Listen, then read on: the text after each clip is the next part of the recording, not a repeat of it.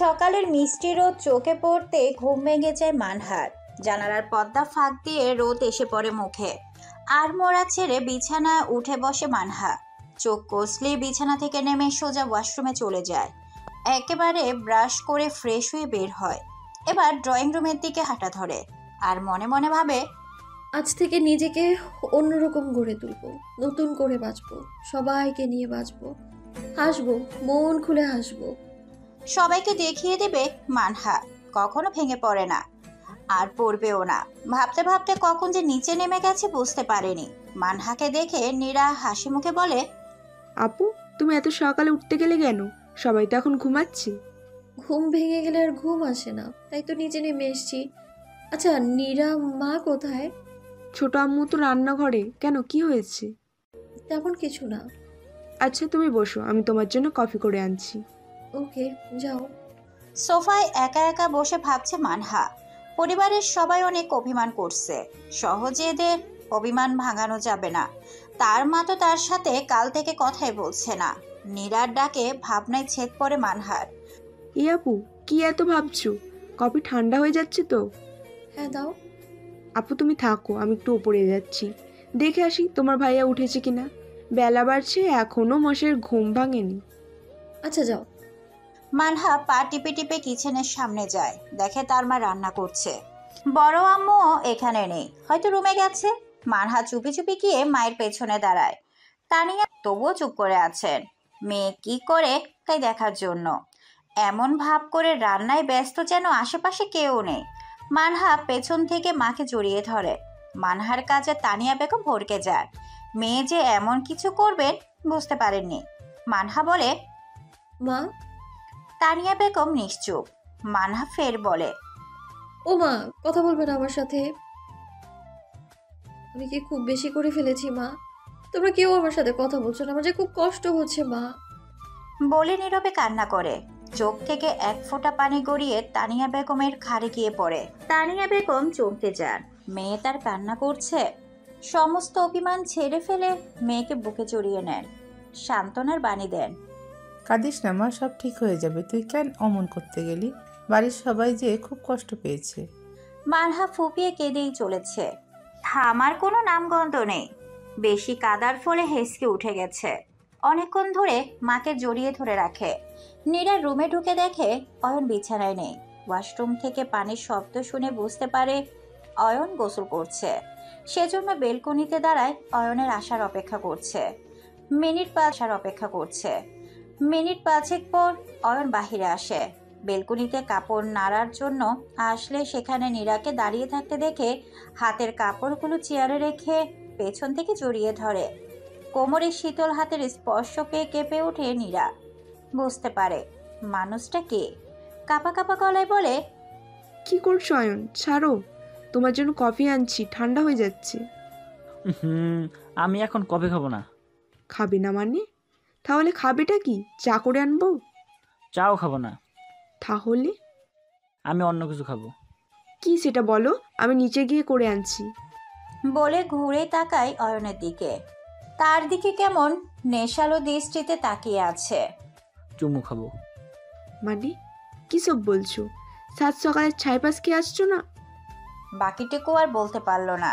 তার আগেই অয়ন নিজের ঠোঁট তারা নীরার ঠোঁট জোড়া দখল করে নেয়।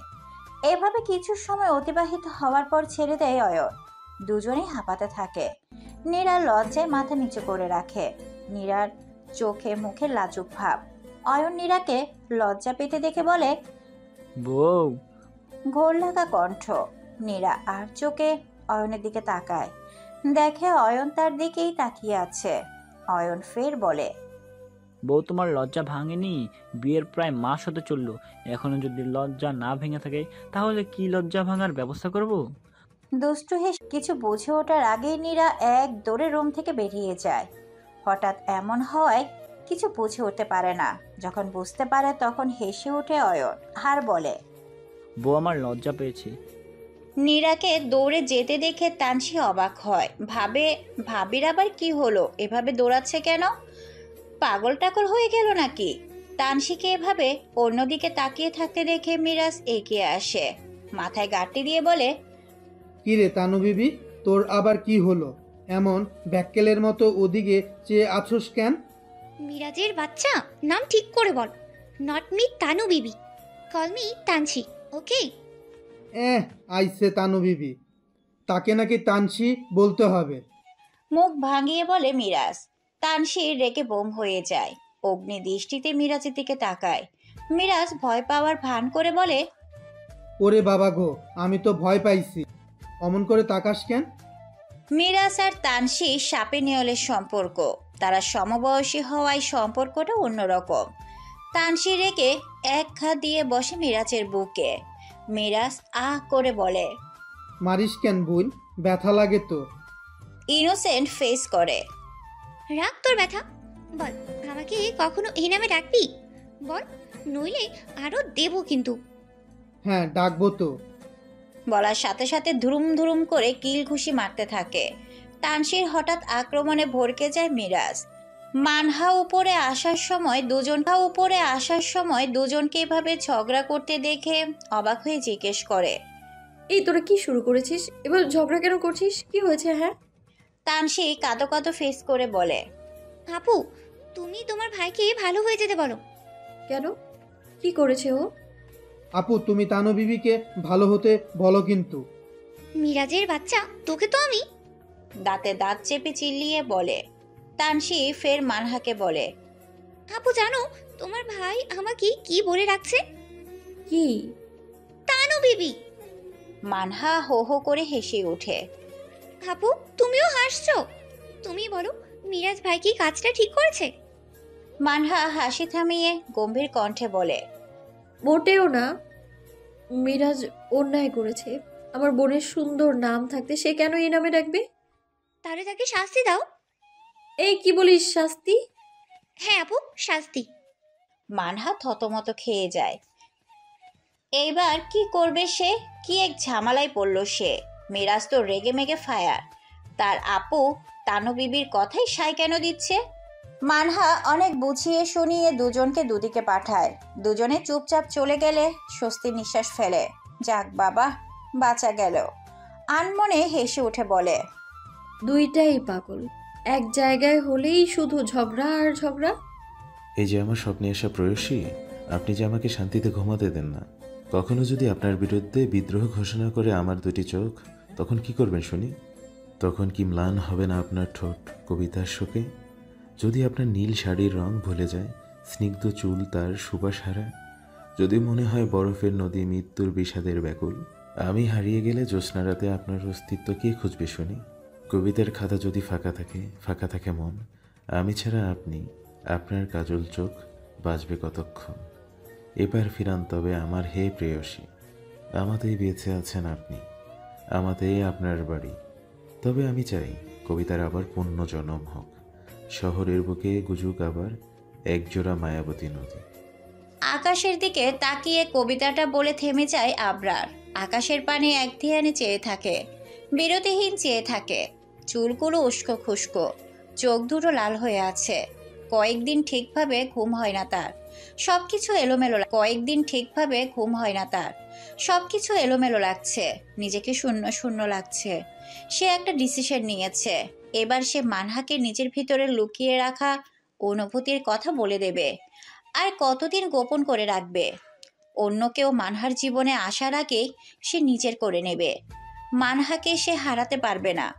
খুব ভালোবেসে ফেলেছে। এই কয়েকদিনে খুব করে বুঝতে পারছে মানহাকে ছাড়া তা চলবে না। আর অপেক্ষা করতে পারবে না সে। কালই তার মনের কথাগুলো বলে দেবে। এটাই সবচেয়ে ভালো হবে। আচ্ছা, মানহা কি আমাকে মেনে নেবে নাকি রিজেক্ট করে দেবে? কোনটা? আমি কি দেখতে খারাপ নাকি যে আমাকে রিজেক্ট করে দেবে? আমার জন্য কত শত মেয়ে পাগল, আর আমি কিনা ভয় পাচ্ছি। যা, এটা লোকে শুনলে কি বলবে? আর আমার প্রস্তাব মিলিয়ে না নেয় তাহলে অন্য পথ দেখব, কিন্তু হারাতে পারবো না আপনাকে। যে কোনো মূল্যে আপনাকে আমার চাই মিস মানহা। আপনার অ্যাটিটিউড, কথাবার্তা, চালচলন সব কিছু আমার মন কেড়ে নিয়েছে। আপনার আত্মসম্মান বোধটা অনেক প্রখর, যেটা আমাকে অনেক বেশি ভালো লেগেছে। রাত গভীর হচ্ছে। ঢাকা শহরটা এমন একটা শহর যেখানে সারাটা রাত মানুষ ছুটে চলে। সারাদিনের ক্লান্তি দূর করে রাতে এক প্রহর ঘুমায়। আবার কিছু কিছু মানুষ সারাটা রাত জেগে থেকে কাজ করে যায়। রুমের বেলকনিতে দাঁড়িয়ে রাস্তায় ছুটে চলে যানবাহন দেখতে ব্যস্ত মানহা। আবার কতজন তাদের প্রিয় মানুষ নিয়ে ঘুরতে বের হয়েছে। মানহা তাচ্ছিল্যের হাসি হেসে বলে, হায় রে মানুষ, জীবনের জন্য কি না করিস, আবার দিন শেষে কাউকে ঠকাতে ভুলিস না। এমন কেন করিস? মানহা তাচ্ছিল্যে হেসে বলে, রাত 11:30 বাজে। খুব ঘুম পাচ্ছে মানহার। অনেক রাত হয়েছে, এবার ঘুমাতে হবে। কালকে একটু মার্কেটে যেতে হবে, কিছু কেনাকাটা আছে। এখন থেকে তাকে এই শহরেই থাকতে হবে, এখান থেকে যাবে না আর। পরিবারের সবার সাথে বাকিটা জীবন পার করবে, বাবা মাকে নিয়ে বাঁচবে, নিজেকে আর লুকিয়ে রাখবে না। কেউ কিছু বলতে আসলে কাউকে ছাড় দেবে না, সব কয়টাকে উচিত জবাব দেবে। ভোর 5টায় ঘুম ভেঙে যায় আবরারের। বিছানা থেকে উঠে ওয়াশরুমে চলে যায়। ফ্রেশ হয়ে এসে ফজরের নামাজ পড়ে রেডি হয়ে নিচে নামে। অনেক দিন হলো তার জিম করা হয় না। কাজের ব্যস্ততার কারণে জিম করতে যাওয়া হয় না। আগে সময় পেলেই যেত। আজ যেহেতু দিনটা তার ভালো, ফজরের নামাজ পড়ে মনে অনেক সময় পেলেই যেত। আজ যেহেতু দিনটা তার ভালো, ফজরের নামাজ পড়ে মনে অনেক শান্তি লাগছে তার। তাই ভাবলো হাতে এখনো ঢের সময় আছে। বাহিরের ঠান্ডা ঠান্ডা বাতাস, চারপাশটা হালকা কুয়াশায় ঢাকা, সব মিলিয়ে পরিবেশটা উপভোগ করতে চায়। তার জন্য বাসা থেকে বের হয়ে রাস্তায় যায়। দেখে অনেক মানুষই আছে। আবরার নিজের কাজে ব্যস্ত হয়ে পড়ে। 8টায় বাসায় ফেরে আবরার। গা থেকে টপ টপ করে ঘাম ঝরছে। বাসায় ঢুকেই সোফায় গিয়ে বসে পড়ে। পা থেকে জুতার মোজা খুলে ফেলে। মাকে ডেকে 1 গ্লাস পানি দিতে বলে। হালিমা বেগম ছেলের ডাক শুনে পানি নিয়ে ছুটে আসেন ছেলের কাছে। আবরার মুচকি হেসে মায়ের কাছ থেকে গ্লাসটা নিয়ে এক নিঃশ্বাসে শেষ করে ফেলে। হালিমা বেগম আঁচল দিয়ে ছেলের মুখ মোছাতে মোছাতে বলেন, তেজ, উপরে গিয়ে গোসল করে নিচে আয় বাবা। ঘেমে নিয়ে একাকার অবস্থা হয়ে গেছে তোর, গোসল করলে ভালো লাগবে। বাসার সবাই তেজ বলেই ডাকে, আবার অফিসের সবাইও তেজ স্যার বলে। আবরার মুচকি হেসে দোতলায় হাঁটা ধরে। মা ঠিক বলছে, এখন গোসল করলে ভালো লাগবে। আর 9টায় তার অফিস আসছে, তাকে বের হতে হবে। খাবার টেবিলে বসে খাবার খাচ্ছে আবরারদের পরিবারের সবাই। তখন আনোয়ার হোসেন আবরারকে বলে, তেজ, বয়স তো কম হচ্ছে না, আর কত অপেক্ষা করাবে? কবে দাদা দাদি ডাকটা শুনতে পাবো? এবার বিয়েটা তো করো।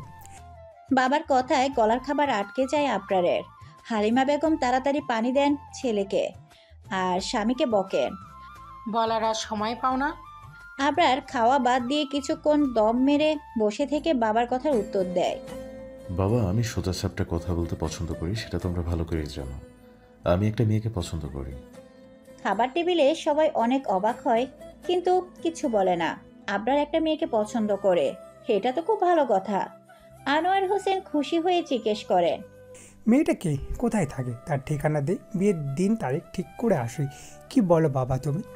আনোয়ার হোসেন তার বাবাকে জিজ্ঞেস করেন। হ্যাঁ বাবা, একটা সমস্যা আছে। কি সমস্যা?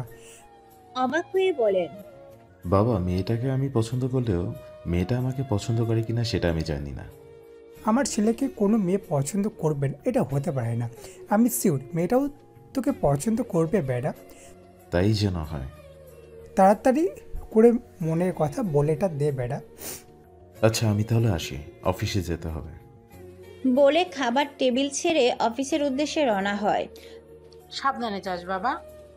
হালিমা বেগম চেঁচিয়ে বলে ওঠেন, আচ্ছা মা, ডিয়ার প্রেয়সী আজ আপনার জন্য অপেক্ষা করছে। অন্যরকম একটা দিন, যে দিনটা আপনি চাইলেও কখনো ভুলতে পারবেন না। বলে মুচকি হাসে আবরার। অক্টোবরের এই সময়টা অন্যান্য দিনগুলোর চেয়ে অনেকটা ভিন্ন। কখনো কাকফাটা রোদ, কখনো মুষলধারে, আবার কখনো শীতের হাতছানি। কখনো ইলিশ করে বৃষ্টি হচ্ছে তো কখনো চুপচাপ করে, কখনো বিদ্যুৎ চমকায় তো কখনো শিলাবৃষ্টি হয়। ঠিক যেন একটি বৃত্তের কেন্দ্রবিন্দুর মতো। এই মাসটা অন্য মাসগুলোর থেকে ভিন্ন। সকাল গড়িয়ে দুপুর, দুপুর গড়িয়ে বিকেল, বিকেল গড়িয়ে গোধূলি বেলা, গোধূলি গড়িয়ে সন্ধ্যা। এখন গোধূলি বেলা, চারপাশটা লালচে আভা ছড়িয়ে পড়ছে। খোলা আকাশের নিচে বসে আছে আবরার, কারোর জন্য অপেক্ষা করছে। হ্যাঁ, সে তার প্রেয়সীর জন্য অপেক্ষা করছে। মনে পড়ে প্রেয়সীকে কাল রাতে ছোট্ট একটা মেসেজ দিয়ে রাখছে, সে যেন তার সাথে দেখা করে। খুব ইম্পর্টেন্ট কথা আছে নাকি। প্রেয়সীকে নীল রঙের শাড়ি পরে আসতে বলছে। নীল রং তার খুব পছন্দের। অপেক্ষার প্রহর যেন শেষ হচ্ছে না, বারবার হাত করে দেখছে কখন আসবে। অন্য সময় হলে কখন পার হয়ে যেত, আর এখন ঘড়ির কাঁটা যেন সরছে না। নীল রঙের শাড়ি, গোল্ডেন কালারের হিজাব, মুখে মাস্ক পরা রমণী আবরারের দিকে এগিয়ে আসছে। এক অপরূপ সৌন্দর্যের অধিকারী নারী, যাকে দেখে আবরারের হার্টবিট দ্রুত উঠানামা করছে। বুকে হাত দিয়ে অপলক তাকিয়ে আছে প্রেয়সীর দিকে। একটা ঘোরের মধ্যে দিয়ে চলে গেছে সে। মানহা আবরারের সামনে এসে দাঁড়ায়। আবরারের কোনো নরণচরণ নেই। তার দিকে তাকিয়ে থাকতে দেখে কিছুটা অস্বস্তি হয়। মুখের সামনে তুড়ি বাজিয়ে বলে, এই যে মিস্টার, এমন হাঁ করে কি দেখছেন? আমাকে আগে কখনো দেখেননি? মানহার কথায় কিছুটা লজ্জা পায় আবরার, নিজেকে স্বাভাবিক করে নেয়। মাথা চুলকে বলে, খুব সুন্দর লাগছে আপনাকে। ধন্যবাদ। মুস্কি হেসে বলে, আচ্ছা চলুন বসে কথা বলি। আবরার মাথা নাড়িয়ে সায় দেয়। দুজনে গিয়ে একটা বেঞ্চে বসে। আবরার কি দিয়ে কথা বলা শুরু করবে দ্বিধায় পড়ে যায়। বলতে গিয়ে থেমে যাচ্ছে বারবার, মুখ দিয়ে কথা বেরোচ্ছে না। মানহা পারছে না, সেজন্য মানহা নিজেই বলে, মিস্টার আবরার তেজ, আপনি ঠিক আছেন তো? আপনাকে দেখে আমার কেন যেন মনে হচ্ছে আপনি ঠিক নেই। আসলে আপনি শান্ত হয়ে বসুন। কি হয়েছে? আপনাকে এমন কেন দেখাচ্ছে বলুন তো? আসলে খুব নার্ভাস ফিল হচ্ছে, কিভাবে কি করব বুঝতেছি না। কেন? আর কি করতে চাইছেন? আপনি মেসেজ দিয়ে বললেন ইম্পর্টেন্ট কথা আছে।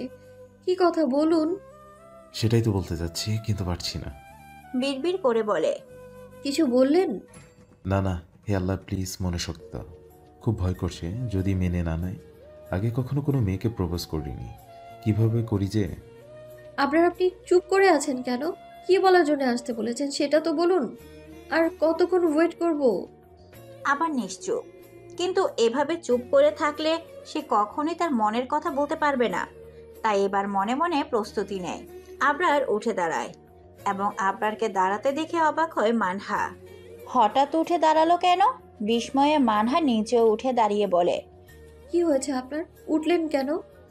এবার আবরার হাঁটু গেড়ে নিচে বসে পড়ে। পকেট থেকে একটা ডায়মন্ড রিং বের করে মানহার সামনে ধরে বলে, দেখুন মিস মানহা, আমি ঘুরিয়ে পেয়েছি কথা বলতে পারি না, যা বলার সরাসরি বলি।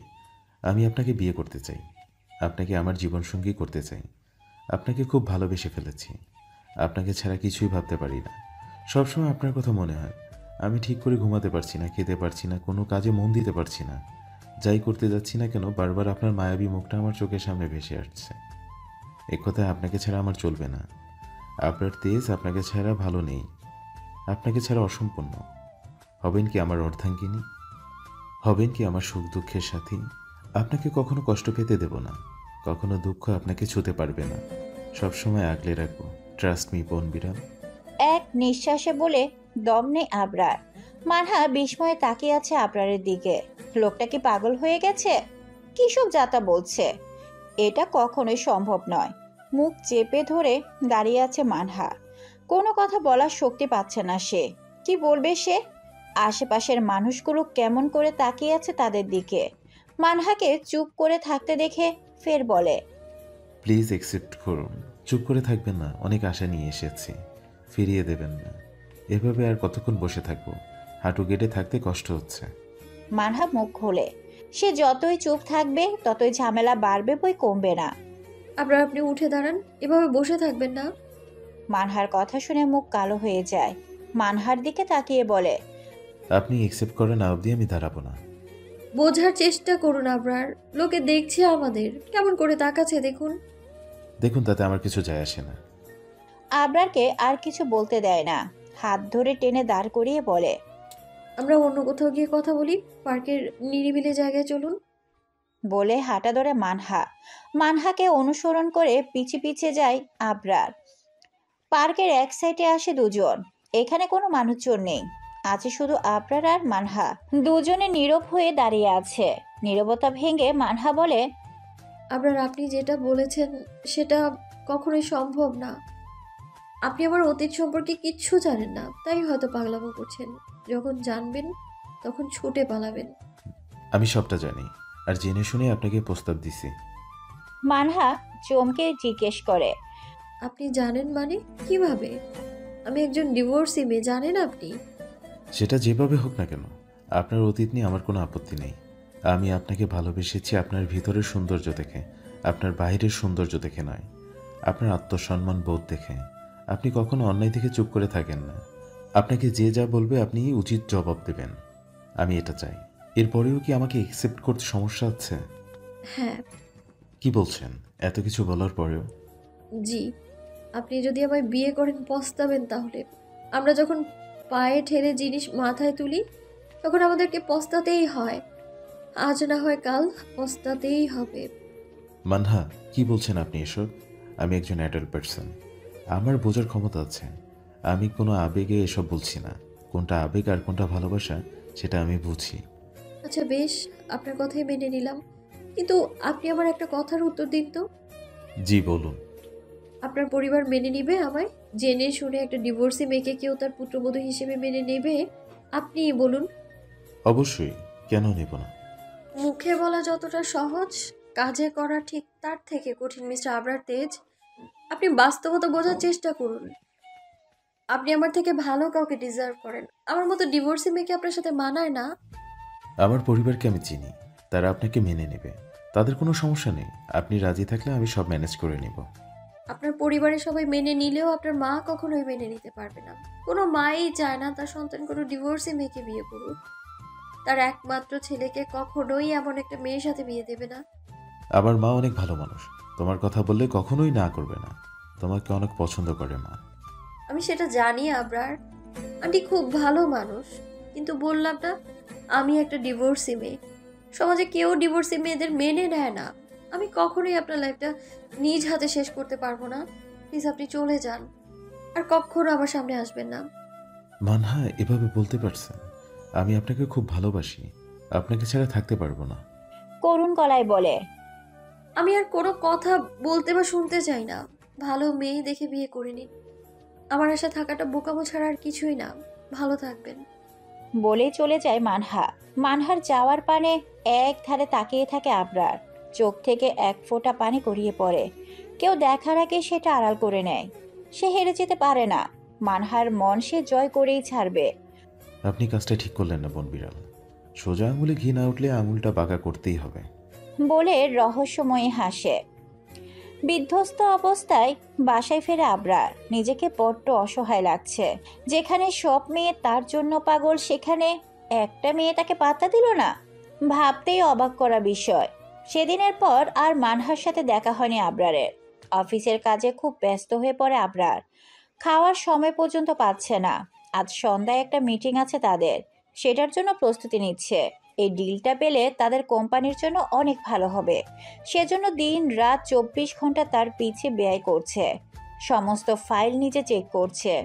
এই ডিলটা কিছুতে হাতছাড়া করতে চায় না সে। সন্ধ্যা 7টায় একটা রেস্তোরাঁয় গিয়ে পৌঁছায় আবরার আর তার পিয়ে ঈশান। আবরার নিজে এই ডিলটা হ্যান্ডেল করবে বলে কাউকে এই দায়িত্ব দেয়নি। সেখানে আগে থেকে তাদের জন্য অপেক্ষা করছে চৌধুরী গ্রুপ অফ ইন্ডাস্ট্রি চেয়ারম্যানের মেয়ে তিশা চৌধুরী। আবরার সেখানে গিয়ে দাঁড়ালে তিশা উঠে দাঁড়িয়ে বলে, মিস্টার তেজ, প্লিজ দাঁড়িয়ে না থেকে বসুন। আবরার ধন্যবাদ বলে নিজের সিটে বসে পড়ে। কিছুক্ষণ চুপ থেকে বলে, চলুন তাহলে কাজের কথায় আসা যাক, আমার হাতে বেশি সময় নেই। মিস্টার তেজ, ডিল সাইন করার আগে আপনার সাথে একটা ডিল করতে চাই।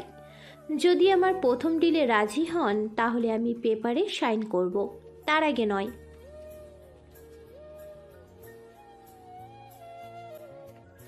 বলে মুস্কি থেকেই বলে, আচ্ছা কি ডিল বলুন। শুনুন, আমি ভনিতা করা পছন্দ করি না, তাই সোজাসুজি বলছি। প্রথম দেখায় আপনাকে আমার পছন্দ হয়েছে। আপনাকে আমার লাইফ পার্টনার করতে চাই। হোয়াট? রাগে হাত মুষ্টিবদ্ধ করে নেয়। রাগ কন্ট্রোল করে বলে, আপনাদের সাথে কথা কাজ তো এটা ছিল না মিস তিশা। দেখুন, সেটা তো আমিও জানি, বাট এতদিন আপনার ব্যাপারে অনেক কিছু শুনেছি, বাট আপনাকে কখনো সামনাসামনি দেখা হয়নি। অবশ্য দেখা হতো যদি আমি দেশে থাকতাম। এখন বলুন, আপনি কি রাজি আছেন? পাশ থেকে ঈশান কিছু বলতে গেলে ইশারায় থেমে যেতে বলে আবরার। বিষয়টা সে দেখছে। মিস তিশা চৌধুরী, এটা কখনোই পসিবল না। মানুষকে ভালো লাগতেই পারে, তাই বলে সবাইকে তো আর লাইফ পার্টনার করা যায় না। তাচ্ছিল্যে হেসে বলে, আপনি কি মিন করতে চাইছেন মিস্টার তেজ? আপনার আর আমার যদি বিয়ে হয় তাহলে দুই পরিবারেরই ভালো হবে, বিশেষ করে আমাদের বিজনেসে অনেক লাভ হবে। আমরা যে বিষয়ে এখানে এসেছি সেটা না করে অন্য প্রসঙ্গ টেনে আনা ভালো না মিস তিশা। সরি মিস্টার তেজ, আপনাদের কোম্পানির সাথে আমি ডিল করতে পারবো না। আপনি যদি আমার শর্তে রাজি থাকেন তাহলেই আমি সাইন করব। ওকে ফাইন, লাগবে না আপনাদের সাইন করা। আমিও করতে চাই না আপনাদের মতো মানুষদের সাথে। ভেবে বলছেন তো? আপনাদের কোম্পানি কিন্তু অনেক ক্ষতি হবে। সামান্য এতটুকু ক্ষতিতে আমাদের কোম্পানির কিছু হবে না ইনশাল্লাহ। ভালো থাকেন, আসি। বলে চলে যেতে গিয়ে থেমে যায়। পিছে ফিরে বলে, আর একটা কথা শুনে রাখুন মিস তিশা চৌধুরী, আপনার তেজ কখনো কারো কাছে মাথা নত করে না। বলে হনহন করে রেস্তোরাঁ থেকে বেরিয়ে যায় আবরার আর তার পিয়ে। আবরার চলে গেলে সজোরে টেবিলে ঘুষি মেরে দেয় তিশা। রাগেতে গিরে কাঠটা ছুটে যাচ্ছে তার। তাকে অপমান করা, তিশা চৌধুরীকে অপমান করা, এটা মেনে নেওয়া যায় না। এর ফল ভালো হবে না মিস্টার তেজ। তিশার পিয়ে আরাপ বলে,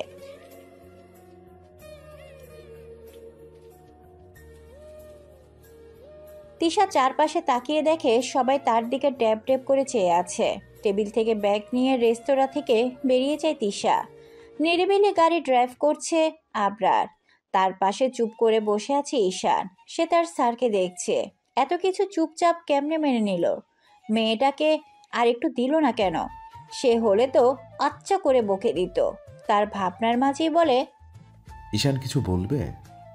ঈশান চমকে উঠে সে যে কিছু বলতে চায় সেটা স্যার কিভাবে বুঝলো? কি হলো, মুখটা এমন করে রাখছো কেন? গার্লফ্রেন্ড কি ছেঁকা দিয়েছে?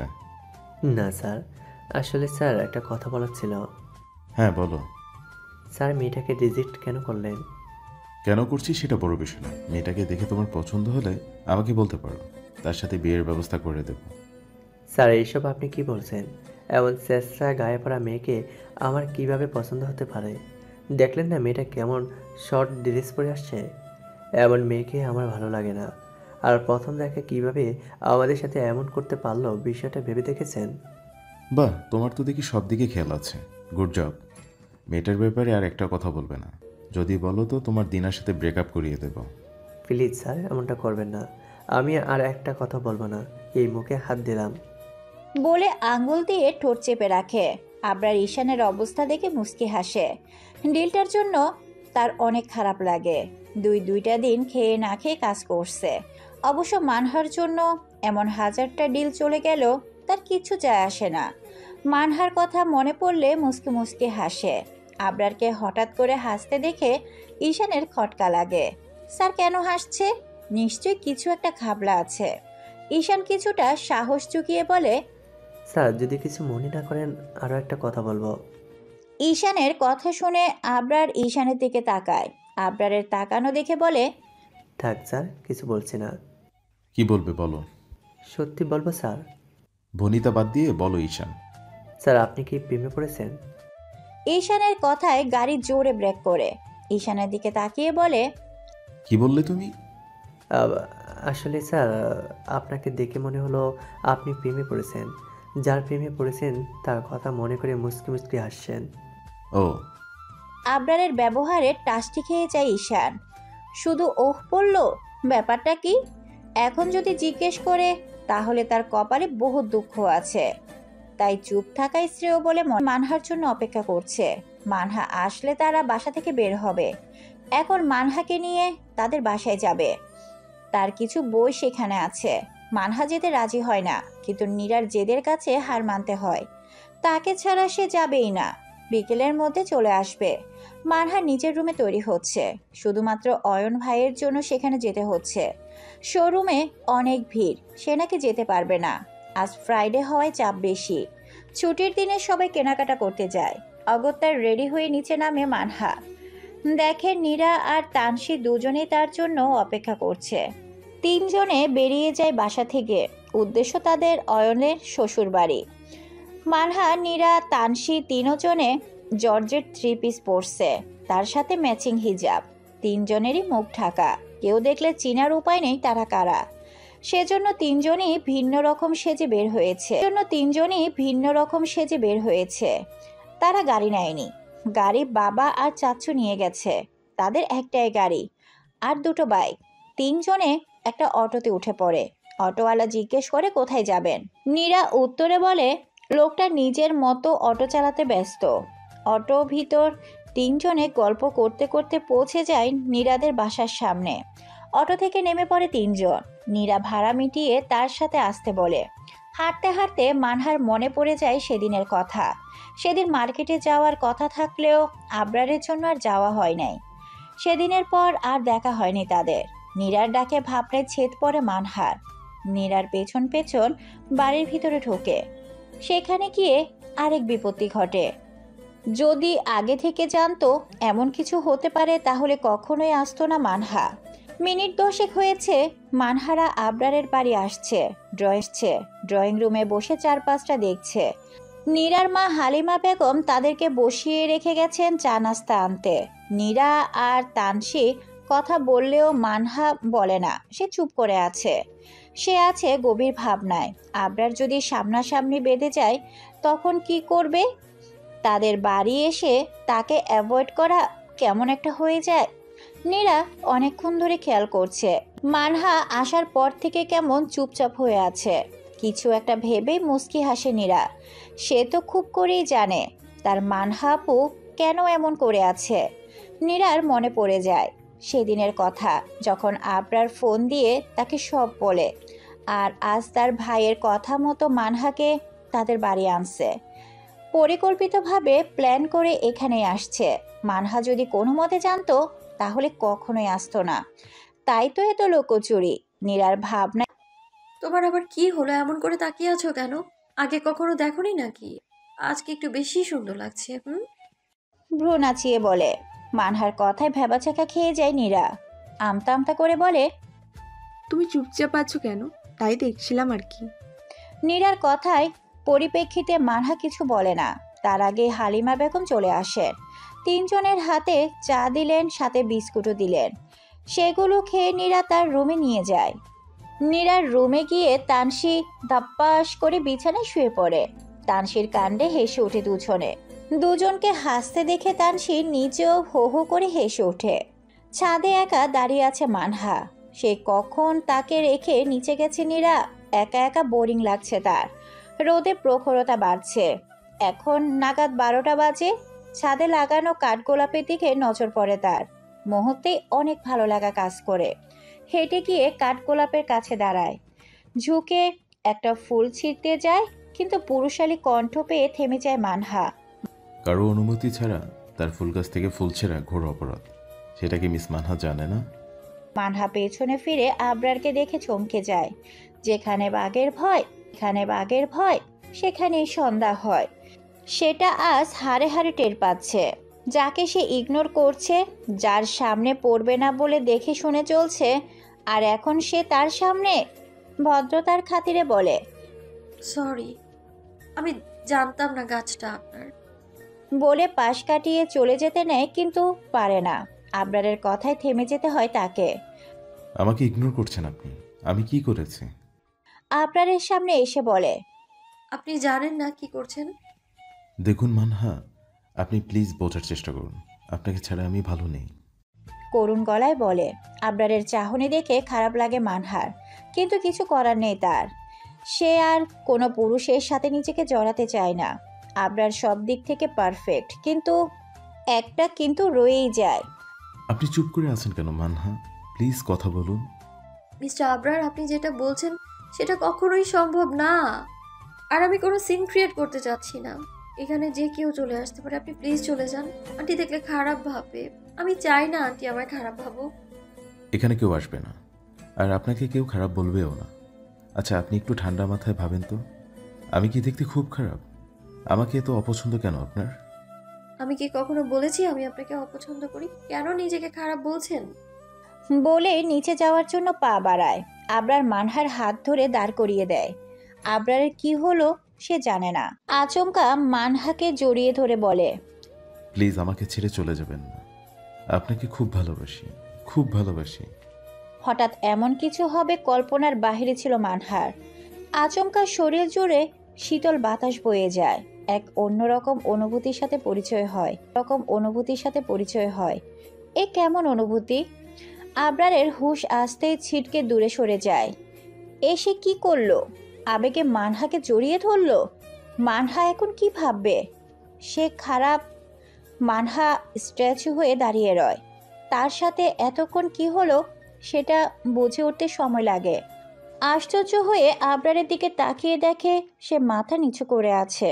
আবরার মানহার দিকে তাকিয়ে বলে, সরি, আমি বুঝতে পারিনি এমন কিছু করে ফেলবো। I am extremely sorry. এমনটা আর হবে না। বলে গটগট পায়ে হেঁটে চলে যায়। মানহা বিস্ময়ে এখনো আবরারের যাওয়ার পানি চেয়ে থাকে। এমন একটা আপত্তিকর ঘটনা ঘটবে কখনোই বুঝতে পারেনি। এমন কিছু ঘটতে পারে যদি বুঝতো তাহলে কখনোই আসতো না। বিকেলে বাসায় চলে আসছে তিনজনে। সেই ঘটনার পর থেকে মানহা চুপচাপ হয়ে গেছে, কারোর সাথে কথা বলেনি। বিকেলের পর থেকে রুম থেকে আর বের হয়নি। সন্ধ্যার পর নীরা এসে ডাকলেও সায় দেয়নি। নীরা তানিয়া বেগম রাতের খাবার খাওয়ার জন্য ডাকলেও বলছে তার খিদে নেই, খাবে না। সারা রাত এপাশ ওপাশ করে, চোখে কিছুতেই ঘুম আসে না। বারবার তখনকার ঘটনা চোখের সামনে ভেসে উঠছে, কিছুতেই ভুলতে পারছে না। কেন এমন হচ্ছে তার? এভাবে কখন ঘুমিয়ে পড়ে টের পায় না। রাত 1টা। আবরার এখনো বিছানায় যেতে পারেনি। তার ভিতরে অস্থিরতা কাজ করে। সে খুব ভুল করে ফেলেছে। মানহাকে সে স্পর্শ করছে। সে তো এমনটা করতে চায়নি। মানহাকে সে হালাল করে পেতে চায়। এই অস্থিরতার কারণে সারাটা রাত ঘুম হয় না তার। ভোর রাতে চোখটা একটু লেগে আসছিল। ফজরের আজান কানে আসতে ধরফড়িয়ে উঠে বসে। নামাজ পড়ার জন্য ফ্রেশ হয়ে অজু করে যায় নামাজে দাঁড়ায়। নামাজ শেষ করে বেলকনিতে দাঁড়ায়। 4-5টা কুয়াশায় ঢেকে গেছে। আগে থেকে অনেকটা বেশি কুয়াশা পড়া শুরু করছে। অক্টোবরের শেষ হতে চলল, কুয়াশা তো পড়বেই। দূর থেকে একজোড়া শালিক পাখি দেখা যায়। দুজনে দুদিকে মুখ করে বসে আছে। সেটা দেখে আবরার হেসে উঠে বলে, খুব অভিমান হয়েছে তাই না তোদের? অভিমান না রেখে দ্রুত মিটিয়ে নেয়, নইলে সম্পর্কের মধ্যে দূরত্ব বেড়ে যাবে। একটু পর শালিকের জোড়া মুখোমুখি হয়ে বসে। আবরারের অনেক ভালো লাগে। কি সুন্দর তারা মিলে গেল। মানহা যদি তার মনের কথাগুলো বুঝতো তাহলে কত সুন্দর একটা সংসার হতো। একজোড়া শালিকের মতো তাদেরও টোনাটুনি সংসার হতো। কিন্তু সে তো এখনো ঢের দেরি আছে। তার বন বিড়াল এখনো কোনো পুরুষকে টাচ করতে পারছে না, কিন্তু তার বিশ্বাস বন বিড়াল তার ভালোবাসা ঠিকই বুঝবে খুব তাড়াতাড়ি। আজ বিকালে হবে খেলা। বন বিড়াল, আজ বিকাল থেকে শুরু তোমাকে আমার করে পাওয়ার খেলা। তোমাকে যে আমার হতেই হবে। আমায় ছাড়া তুমি আর কারো হবে না। It's my promise. এটা আমার কাছে আমার প্রমিস। তোমাকে আমার করেই ছাড়ব ডিয়ার বন বিড়াল। বলে মুস্কি মুস্কি হাসতে থাকে। এখন যদি তাকে কেউ দেখে তাহলে সে বলবে সে পাগলের মতো হাসছে কেন। সে তো পাগল তার বন বিড়ালের প্রেমে হাবুডুবু।